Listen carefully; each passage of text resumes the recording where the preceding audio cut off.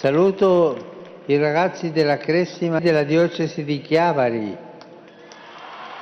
È il momento culminante di 3 giornate intense e ricche di avvenimenti. Il Papa saluta i pellegrini chiavaresi accompagnati dal vescovo Alberto Tanasini e da un gruppo di sacerdoti e catechisti. 4 ragazzi realizzano un desiderio ulteriore: salutare personalmente il Papa, un'opportunità che la sorte assegna a Giulia Marini della parrocchia di San Giovanni Battista a Chiavari, Davide Crapanzano della parrocchia di Cicagna, Mirko Pellestri di San Salvatore di Cogorno ed Eleonora Schettino di San Bartolomeo della Ginestra a Sestri Levante. È stato molto bello, soprattutto quando è venuto davanti a noi e ci ha stretto le mani è stato un momento di grande felicità per tutti noi ragazzi.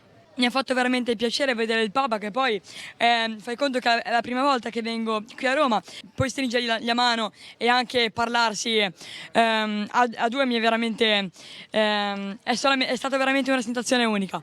Ciascuno, tornato alla propria quotidianità, porterà con sé un ricordo di quanto vissuto, con la speranza che possa germogliare e portare frutto. Sono contento che anche quest'anno sono stati 3 giorni belli e ricchi.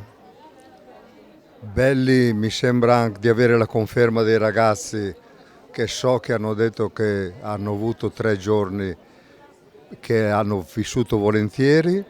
Li ringrazio di essere venuti, perché questi giorni sono belli perché ci sono loro. Io approfitto per ringraziare tutti coloro che si sono impegnati per questi 3 giorni, a cominciare dai preti, ringrazio i catechisti, gli accompagnatori.